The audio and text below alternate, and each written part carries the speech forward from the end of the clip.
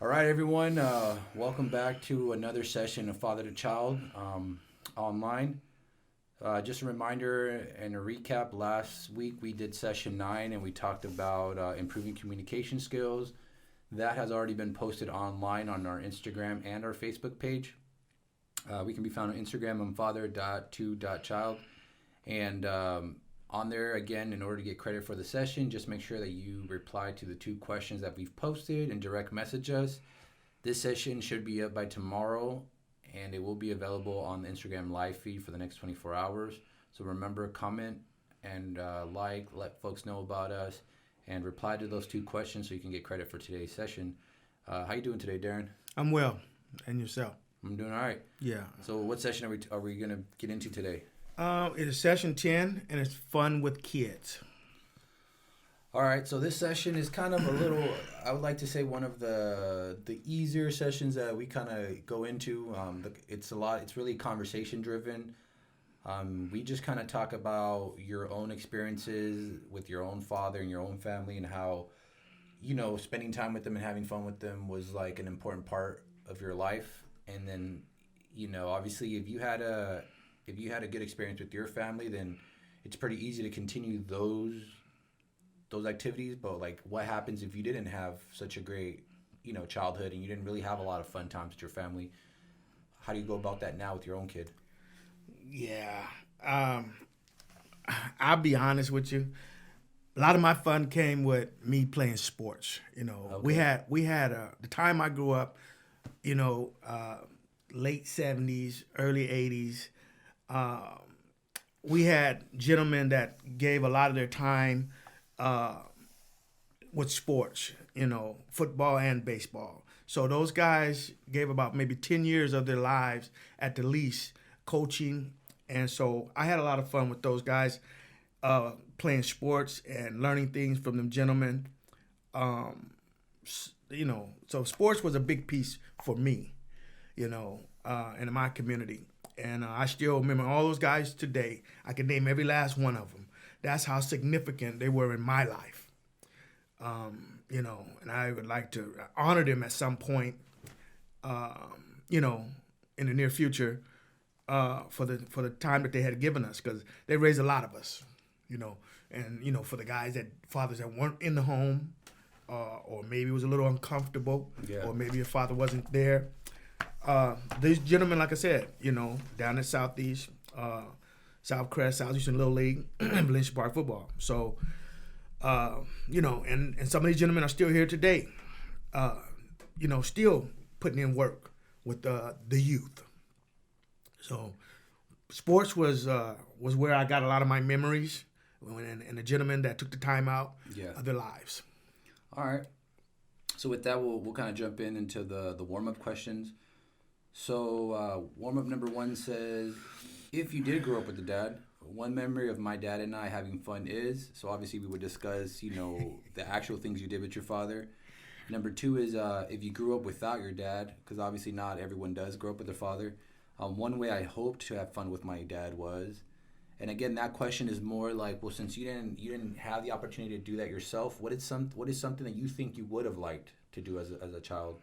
And then number 3, ways my dad or another father figure, which you kind of talked about, the coaches in my life, and I would play and enjoy, and being around each other together. So these are all questions, I guess, for the participants to kind of go back and remember, what are some of the things that they enjoyed doing with their fathers during their spare time, and like what they feel they got from those things, right? And question 2 is, what are some of the things that you didn't get to do with your dad and you wish you would have, and what do you think you missed out? And I think those are 2 pretty important questions, because it kind of helps men kind of understand the situation, the perspective from their own kids, right? Yeah. Like I say, a lot of times you wish you had this particular situation or things that took place, you would have happened with you and your dad. Yeah. And so once you become a father, you would think that you would try to fulfill those things that you didn't have, and you wished for. So you have a chance to live that out through your child in that aspect. So that's a big piece. Doing for your kids maybe something that didn't happen for you. You still get to enjoy it. See your child enjoy it. And hopefully it'll be a continuing thing as you with the generations. So that's how I would see that. All right. And so, like, when we're talking about fun with kids, like, as we're discussing it, it's like, yeah, it's a good way to spend, a great way to, like, bond and create a relationship with your child. But it's also kind of like a way to help them develop and reach the milestones that they're supposed to be reaching at different ages, right? So in our class, a lot of the times we talk about Erickson stages of psychosocial development, and it's basically the 8 stages of human beings, and like how at each age range the kids are trying to learn something else, and each age segment of their lives serves a purpose, right? Yes. So for instance, from infant to 18 months, they're learning to either trust or mistrust the parents and the world. Yes. From 18 months to 3 years, the kids are learning how to be autonomous, or they're going to experience shame and doubt. And then from 3 to 5, we're talking about initiative versus guilt, right? Can kids start things on their own, or are they going to be feeling guilty that they're not able to? Mm-hmm. And obviously, like, having fun with kids, you can help children reach these milestones in a way with activities that make the learning process fun, right? Absolutely. Not more like a task or something like that. Because what would you say? Do you say kids would go along with it better if it was an activity that was fun, or an activity that they felt was kind of like something that was forced upon them? The fun piece, and you as a parent should be able to make it fun, and all the while they learning something. Yeah. That's what we talk about too. Being able to make something fun, yet there's a learning experience involved as well. And so let's look at 18 months to 3 years when they're trying to do autonomy versus shame and doubt. What are the kids doing at that age? Oh, they're using the potty. They're learning to walk. Okay. And you have to, and you make it fun for them to make it to where they're, accomplishments, and, you continue to, how would you say, autonomy to make them be able to do it on their own, and if they fail, let's try it again. You make them succeed. You can put them in a successful position, to where then they won't have no shame and doubt, then once they get it, they feel accomplished, right? Man. And so you're talking about they're learning how to use like the restrooms, potty training. They're learning how to walk. They're also learning how to like start eating on their own, right? Either with their hands or utensils. Dressing. Right, dressing. Teaching them, put the shoe on. This shoe go on this foot here. Right, and then so obviously they're learning how to do these things alone. I mean, are they going to get it the very first time they try it? No. Right, and so I think it's important that parents, don't punish them for not getting it right the first time, and kind of encourage them to do it again, to try, and kind of make it a fun process, because again, they're not going to get it the first time. They're going to experience failure, right? And obviously the reaction they get from their parents is going to affect whether they want to continue learning these things or whether they're just going to give up because they don't want to get punished again. Right. So you give your approval, you know what I'm saying? And like you said, you keep teaching at all times, and that's the main thing, is to make them succeed. And let's look at from 3 to 5, they're doing initiative versus guilt, right? So at that age, the kids are trying to figure out, well, can I do things on my own now without being told? Right. Right. One of the biggest things that kids are trying to do at that age is they're trying to mimic tasks that adults are doing. So they'll say something like, they'll see mom washing the dishes or something. They'll say, can I help? When dad's out there cleaning the car, they'll be like, oh, I can do it. Right. Mm-hmm. And so a lot of times, again, when we're talking about they're starting to do things like these like types of activities, they're not going to get it right the first time, right? So when they're doing dishes, is it possible that they may break a dish? Yeah, it's very possible. Right. So what we would do is we would say it's okay. We would assist them, or we would be cleaning up and they would want to help, and we teach them this is what we do if we make a mess, you know what I'm saying? And let's try it again, you know. And then we will put them in a successful position, and hopefully we won't break another dish, but if we do, we'll keep trying, you know what I'm saying? We ain't gonna break a whole lot of dishes. Yeah. But you know what I'm saying? Maybe we start out with some other dish, you know what I'm saying, where it doesn't break, you know what I mean? But they dropped it, you know what I'm saying? Try that, you know what I'm saying? That way you won't lose all your dishes. Yeah, so like my sister was going through something where like her son was trying to like hand her the plates when he was done, or like try to help washing them. And like the first couple of times he did that, he ended up like breaking a dish or something, right? And so obviously she learned was that, well, I need to do something to figure out this, find a solution to this, right? Mm-hmm. So her best idea was like, I'll just buy like plastic sets for him, right? That way when he does drop them, it's not a big deal. Nothing's broken. And so when they're doing the dish cleaning part of dinner or breakfast, he'll wash his own plastic dishes and cups, and then she'll take care of the other ones, right? And so now the kid doesn't have to worry. He doesn't have to have that fear of breaking the cups or the plates, and the washing dishes portion becomes more like of a fun activity. No anxiety. Right, no anxiety. It's a fun activity. So it's like, not only is she teaching him how to clean, so she's teaching him a lesson, but she's using like a fun way for him to do it, which will increase the chances of him actually picking up that skill and wanting to keep, doing that activity. And on top of it, these are yours. These are mine? Yeah. All right. Okay. Take care of your stuff. It's all about learning and teaching, at the same time, and should a parent be able to figure that out, a way to teach the child, you know what I'm saying? And one would think so. Yeah, and I think honestly, like now thinking about it, it's really like you never stop learning. So the kid, your child is learning his roles, his activities, which are like how to clean dishes, how to pick up, how to like wash the car, stuff like that.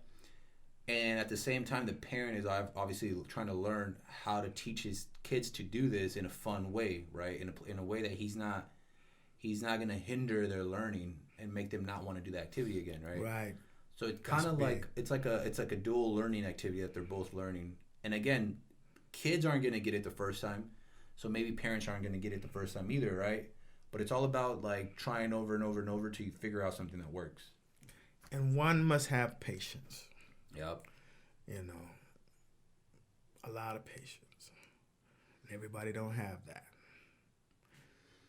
Yeah. So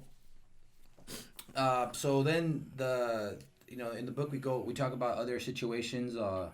One of them that really comes up, and that some of the dads do say that, hey, you know what, that is kind of something I experienced. It says some dads find it hard to have fun with children. These dads say things like, you won't catch me acting like a kid. Having fun and acting like a kid is foolish. You won't catch me crawling around on the floor acting silly. So what do you think about that? Well, that's a guy that may have had some issues in his life as a child. Maybe he didn't get that kind of interaction, and one should let a child be a child. You only have one childhood per se. When you become an adult, then, you're supposed to put childish things away per se. But as a child, you know what I'm saying, that we're speaking of today, it is a good thing to let the child act like a child. You know what I'm saying? Have fun, be foolish. You know what I'm saying? Enjoy that once in a lifetime experience. So I would think that would be a guy that maybe have some things that he might want to take a look at. Yeah, I think it's important that parents acknowledge where kids are, their age and stuff, and keep that in mind when they're trying to do the whole disciplinary thing, and sitting down and having a real serious talk with your child who's like 3 years old may not get you anywhere, but if you have that same kind of conversation with them later down the road when they're 16, 17, that might actually work. Right? So, yeah, I think a lot of times parents have, like you said, kids aren't going to be kids forever. They do grow up pretty fast. And so a lot of times especially first-time parents, if they're taking this kind of point of view, they might be missing out on a really important time, right? An opportunity to kind of create that bond with their children. It's once in a lifetime, you know. Just like the, I don't know if parents do it today, but you know, a lot of parents used to keep their little kids the baby shoes. Yeah, And to yeah. see, those were my baby shoes. Yeah. Some are scuffed up, you know. Some kids was a little tougher than others, you know, a little more rambunctious. So, you know, once in a lifetime, man. Make some memories. Yeah. You know, enjoy. And so we did bring up the Erickson stages of psychosocial development, right? Another portion that we bring in, another model, is we also talk about Maslow, right? Maslow is that triangle that we bring up a lot. And at the bottom of that triangle, the very first basic need of human beings are what? What are the basic needs? Food, shelter, clothing. Yup, we're talking about psychosocial needs, right? Mm-hmm. These are the basic needs of kids that they need in order to survive. Mm-hmm. What's the next one? Safety. And with that one, it's important because a lot of times people just think physical safety, right? Right. They leave out the emotional and the mental safety piece, right? Absolutely. Hollering at your kid, yelling, you know what I'm saying? You know, talking down to your child. You're not, you know, you're stupid, you know. It's things of that nature. That's emotional abuse, and there will be some repercussions behind that kind of interacting with your child. So a lot in that part right there, we do spend a little bit more time on that because like a lot of times, you know, you kind of brought it up. People assume, well, as long as I'm not putting hands on my kid, he's safe, right? But the thing is, like, let's say in the household, maybe the parents are either physically fighting or verbally fighting. That child is going to witness two people that they love going at it. He doesn't know what to do, you know, who to confide in or anything. So he's going to have some sort of emotional reaction to that, right? A kid will probably just have an outburst, scream, run around. You know, who's to say? You know, because he or she does not know how to react to that type of interaction and seeing that kind of stuff. You know, this is a child, you know, talking loud, you know, and that's scary. Yeah, and a lot of times, like, parents can't see the results of it because some kids do the opposite, too. Instead of verbally, like, having outbursts, they'll keep it in. Right? And then maybe those kids might grow up to be children who would prefer to be isolated, away from their peers, like to be alone a lot, right? So there's many ways that this kid can become affected by situations at home. Absolutely. Another long-term negative impact is that, I mean, imagine this kid sees that mom and dad are always yelling at each other. What do you think this kid might grow up believing? That's proper protocol. That's how you communicate. Yeah. Right? And that's not how it goes. But a child will emulate what they see. Monkey see, monkey do. And that is something we do say a lot. Monkey see, monkey do. Social learning, if that's what you see, you know, a lot of people would tell you that. That's all I saw, you know. Yeah. So one has to be conscious of that as being parents, you know, to where you don't, you know, be aware of what's around you, you know what I'm saying, and how you interact with your mate, significant other, in the presence of your child. And your children. And not only, you know, be aware of what it is you're doing, you know, you got to be held accountable and aware of, like, the outcomes that's going to have on kids. Because a lot of times parents will opt out of the monkey see, monkey do by saying, you know, well, I tell my kids, do as I say, not as I do, right? So that's a real easy way for parents to basically say, well, like, I don't need to make any changes. They need to do it, right? But you know, that's another thing where kids get confused where, you know, if kids grow up with parents that say, hey, you know, make sure you're timely. You can't be late to school. But yet they always see their parents late for everything in their own lives. The kids start getting like mixed messages, right? You know, my mom or dad says that I should be a timely person and be on time all the, you know, everything I do. Being punctual is important. But they're always late. So it's like, what really are they telling me? Yeah, like kids are very curious. They're watching. Kids peek under doors. Kids peek through cracks in doors. Look out windows, blinds, all kind of stuff. You come to your house, someone's house you may know, and the blinds are just a mess, and you go, I guess somebody looks out the window a lot. You know what I'm saying? Just saying that kids are curious, so they're watching more than they're listening. Yeah, for sure. And we talk about body language. You know what I'm saying? How much is body language something? How much percentage we look at? I think it's like 90%. Yes, very high. So that's something that you have to be conscious of as well. And then back on the Maslow piece, right? The third level is a sense of love and belonging, right? And so they just basically want to know that not only do I belong to a family unit, I serve a purpose here, yes. Right? And again, that can be something that the love and the belonging piece can be created by, helping the kids, do the dishes. Because obviously, if you guys are doing dishes, that means you guys had dinner time as a family, right? And so that's what it all goes hand in hand, right? So you have dinner with your family, that creates a love and belonging piece, and then after dinner or even before dinner, when we're talking about the cooking process or the cleaning up after process, those are all things that can help kids learn, to be autonomous, the initiative versus guilt. So all that kind of comes hand in hand. Like, it's all one big thing. Everything's kind of impacts the other. Everything's connected. No, that could be a bonding piece. As you talk about children having a place so that they're important too. Create some chores, you're important. This is a very important piece, the trash or whatever the case may be. Give them something to feel so that they can feel good about I'm contributing. Yeah, and I think that's really big because when it comes to the responsibility pieces, like it's your responsibility to throw out the trash or pull the thing down to the sidewalk so the trash man can get it. That responsibility piece gives that kid a sense of like, hey, I'm important here. And it feels good. Yeah. You know what I'm saying? To accomplish that. I know as a young kid, I used to dump the trash throughout the house. And once you get it done, your mom or your pop say, hey, I see you dump the trash. Yeah. And when we go with the initiative, I didn't have to be told. Yeah. So now I'm learning that, to take initiative, to do something and complete it. And I think that also the chores piece also helps children start to begin to learn the whole needs versus wants. Right?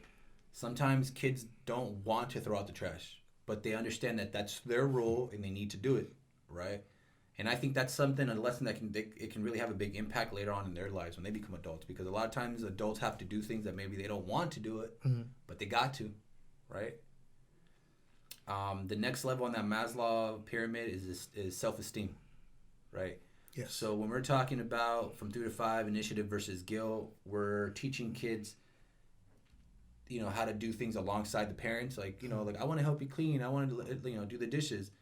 Later on, once they hit somewhere between 6 and 13, now they're autonomous, which means they can do things on their own without mom and dad, right? Mm-hmm. So before, when they were smaller, they were maybe helping mom and dad clean the dishes. Now they're old enough so they can do things on their own.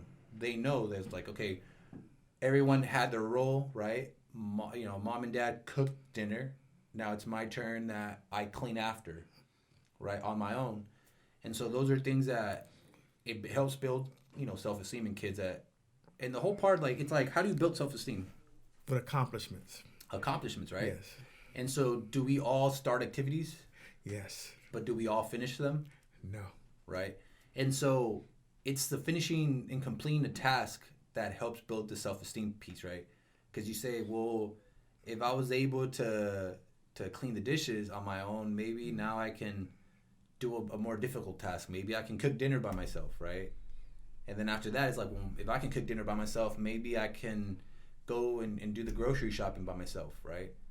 And then later on, when they grow up, they're like, well, let me do something more difficult. Maybe now I can go get my own place and have my own kitchen where I can go buy my own groceries and cook my own food.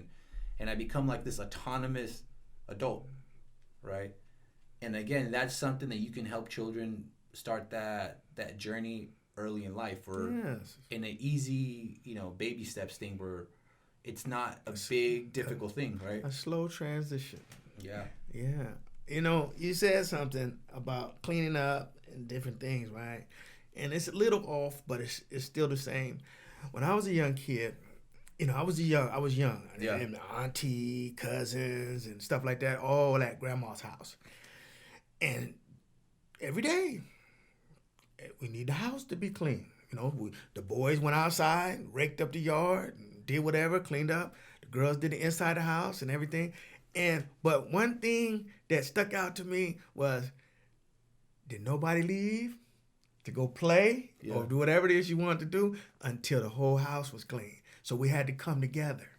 You know what I'm saying?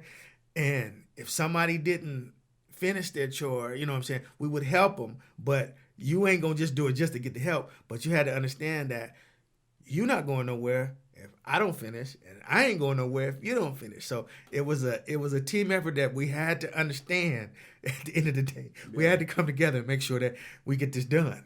That was interesting. Yeah, I mean that's great that you guys did that, because I mean, as a person, are you gonna be someone who's always doing things on your own, or are you gonna be working in teams?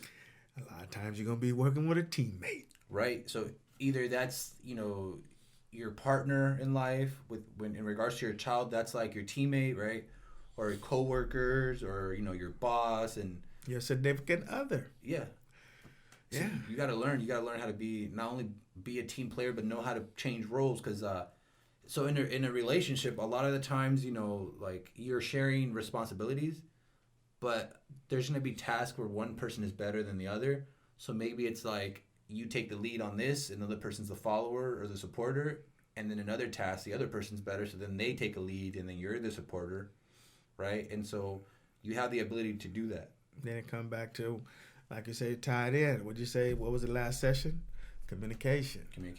So once again, we say that all of this stuff ties in, and it's good to have this stuff in your, in your repertoire, you know what I'm saying? And learning this at a younger age, hopefully we share this with our children so that they can have a more of a head start than maybe a lot of us have had. Yeah. And so we would think that we would want our children to have a better, situation than maybe a lot of us, and learn things before we learned them. Because maybe we didn't learn a lot of this information until we got a little older, and you would think at a younger age, if you get this information, you have a head start, know. Go ahead. And so like you were saying, so if you had a very positive, beneficial childhood, then obviously it's very easy. You can just mimic that, right? But like, let's say you didn't have that, right? So it's kind of it's like the adult's responsibility to say, well, I don't want to repeat that. What kind of things can I come up with? What kind of things can I do to change the outcomes for my kid, instead of it having to be a cycle? And learn the hard way. Right. What did you just say? You said something before. It'll come back to me. But yeah, as we get older, we'll say, if I knew what I know now, then. So we try to instill and share this information with our children at a younger age. You may learn something at 8 years old, and somebody else may not learn it till they like in their late 20s, we'll just say, so we try to get this information early as possible, and hopefully that one can get it, and apply it. Yeah. And so, the session is called Having Fun with Kids, but then the next point on the book kind of brings up an important thing. And it says, is it possible to use humor, laughter, and fun in a bad way, in ways that hurt children and others? Yeah. Right? Yeah. It didn't. It was supposed to hurt me. Let me say it that way, or be harmful. Where as I was coming up, I might be trying to take care of some business. I want to go play, get outside, or get with my friends, and my older brothers, they would call me Dumbo, and I laugh because it didn't. I would be like, man, will you guys just stop that and let me do what we're doing? Let's go. No, it'd be hello, Mr. Dumbo, and let's go back. Then you go back to Pops. You know what I'm saying? He was the orchestrator. Yeah. You know what I'm saying? And he's still here today, just so in case you guys are curious. And but it is, I laugh at it because I remember those days. Yeah. And I know I ain't no Dumbo, but that's the thing was supposed to be, like I say, you never know how a child is going to take that. As we talk about, can some of the humor that you choose to use be harmful? Yeah, and I mean, that's one of the bullet points. Bad or hurtful laughter that makes fun of others or of something they do, such as falling down. So it's either you're making fun of the kid for whatever reason, the way they look, the way they're acting, or it's their failures, right? Like, they dropped a dish and you start making fun of it.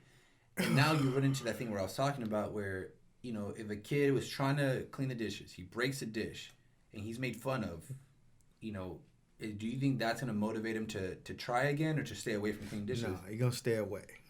If you're ridiculing him about dropping a dish. Yeah. I had another quick story. As a young kid, I'd run around, like most young kids do, and I ran into the house, and it was like it was a stucco, and man, it put a knot and messed my head up, man, and it wasn't funny per se then, but it's just to show you how this piece can be harmful to those and hurtful if a child is not, everybody's different. I had to walk all the way from Ocean View Park, dang near to Lincoln High School, man, with a hematoma on my head, out of this world. My dad didn't console me in no kind of way. And I'm just saying, that's how I grew up. You know what I'm saying? And I ain't the only one. Yeah. So what I'm saying is, man, don't be that kind of guy. Yeah. Don't be that guy. Yeah. Oh man. And one of the things we talk about too is because a lot of times the guys will say, "Well, my dad did that," right? But the thing is, like, do times change? Absolutely, on a daily basis. Right, and then the things that we as a society say are okay also changes, right? Yes. And so that's why it's important that you got to update your information and stay relevant with what's going on. Absolutely. Some of the ways on here, the next bullet point that talks about maybe using a fun way to kind of help teach a kid a lesson in a positive way. One of them, it says, there are lots of good ways to use humor, laughter, and fun. The best way are those that dad can use to teach children a lesson while having fun. So one of them, is number 6, says reverse psychology, right? In a happy and playful way, ask your kids to do what you don't want.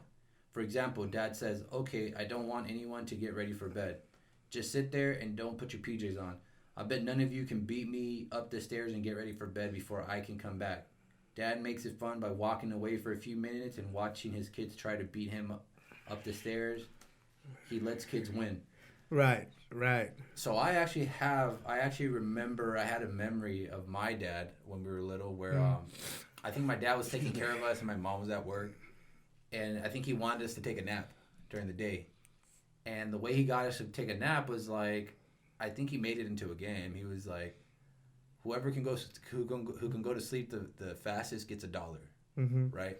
And so he'd be like 1, 2, 3. And then me and my brother would close our eyes, and then we like open up an eye, and he'd be like, "Oh, we caught you, we got to start again." And I do remember that eventually, like we would go to sleep, right? And it's funny because like you go to sleep, you're not gonna know who won, right? All right. What you think they do today to make the kid go to sleep? Man, I don't know. What do they do? Give him some diamond tap. I'm just saying, times change, man. Yeah, they give a kid some diamond tap, man, and kid tap out. And it is what it is. Just saying that to say, because we're talking about the times. Yeah. You know what I'm saying? And me, I grew up in the 60s, 70s, And here we are today, 2020. And you can see how things have changed, as you see what we're going through right this very moment, the crisis. So it's all about keeping updated about what's taking place, so that you can be with the now, you know. So that's a big piece that we try to share. We encourage grandparents to get involved because a lot of them may have the children for whatever circumstances may be, and they come from a time earlier than the 60s. Yeah. Some of them. So, and we try to open it up to where they can see some different things, And like I said, it's about fun with kids. But like I say, we continue to say that all this is connected. We talk about we used to get paddles in school. That doesn't happen anymore. So just saying that, showing you and giving an example of how times change and stay updated. So I'm back to you. I know. Yeah, I mean, obviously, back when I was a little kid, there wasn't such things as like Netflix. So it wasn't like my parents can say like, oh, okay, cool. Like we're going to have fun with kids watching Netflix. But obviously, like a lot of times you also want to make sure that the things that you're doing that you consider fun are going to help benefit your children, right? So we're gonna play a clip during this feed, and it's just a short clip that me and Darren were watching about some things and how they impact children negatively, right? And so one of them on there was on the clip, we see that they talk about how having children exposed to too much television early on has a negative impact on them. Yeah. Right? Yeah. It kind of... They did a lot of research on different things, and you will see that, like you say in the clip. I mean, it's interesting, very interesting. Yeah, and I feel like a lot of times, that's like a new tool that's available for parents to use to either kind of like calm down kids, keep them occupied, or kind of like, oh, let's bond, let's watch another Netflix movie or whatever like that, right? So a lot of things too, as parents, you're kind of the gatekeeper for what happens in your home. Mm-hmm. So you just want to make sure that you keep everything in balance. Right? I was waiting for a break in the action, and you caught the word. I'm just gonna say a balance. You got it. Absolutely. Another thing that the video discussed was helicopter parenting, right? Right. So that means just hovering at all times over your children, and that can be a problem. That can create some, like I say, some anxieties, some depression, a few different things that, are on the negative side. Yep. And then also another thing that was brought up on there was like yelling when you're lecturing your kids and trying to, discipline them as a lot of people say they're doing. Yeah.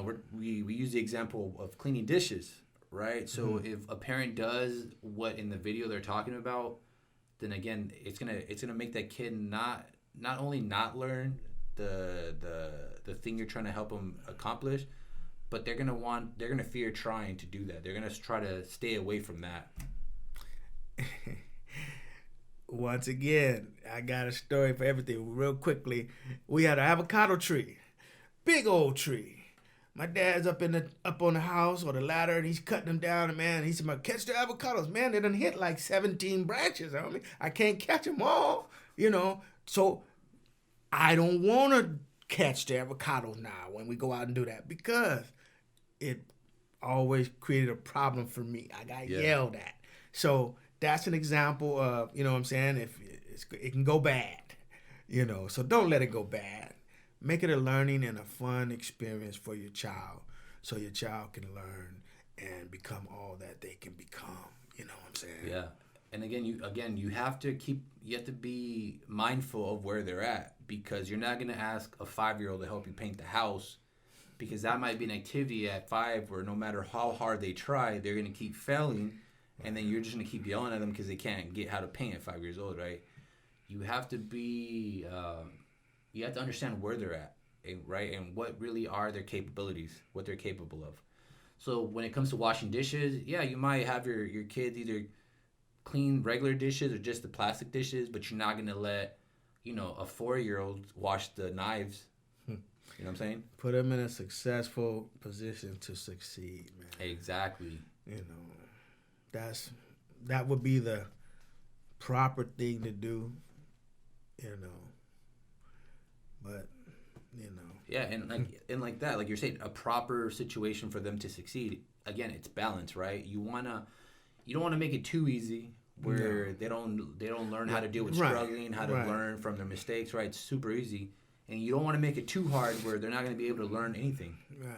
So you have to really be aware of where they're at with their skills and kind of like say, all right, how much can he handle, right? Because you kind of do want to help, you want to help push your kid to the next level. And a parent should know enough about his child, her child, to know where your child is if you're spending any type of time with the child, So that should be a no-brainer, as we would say.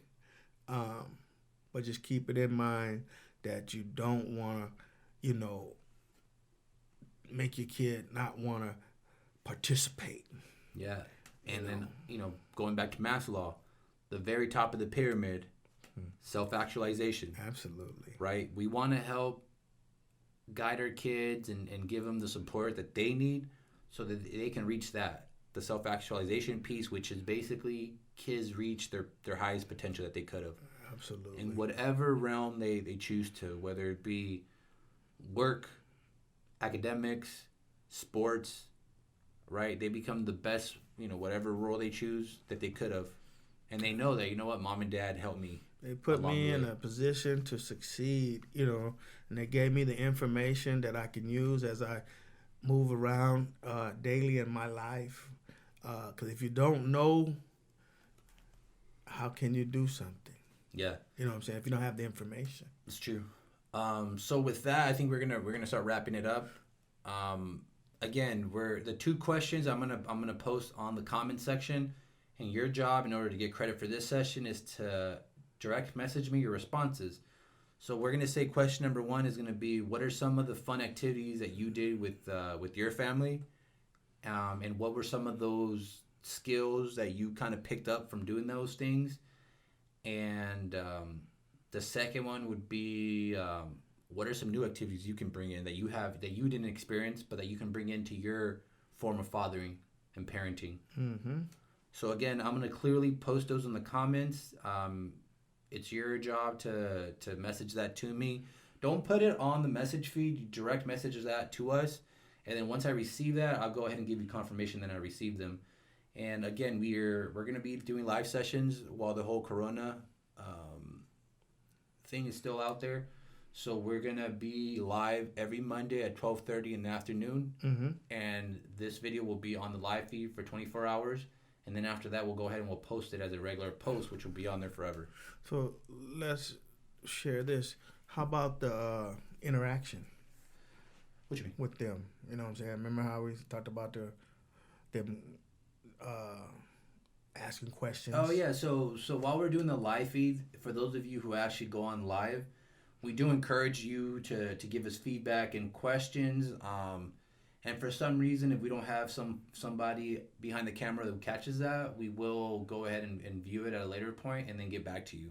Yeah, that way, you can ask some live questions because, we don't cover it all. And how this really, really, really goes is where, we have a lot of interaction from the participants. So we're trying to get you to interact, you know what I'm saying, to where maybe, it'll take it in another direction or whatever, you know what I'm saying? And we can be even bit more clear as we do our podcast, do these sessions. And if you catch this maybe 2 days later from the live session, again, questions about the session can be posted on the comment section of the post.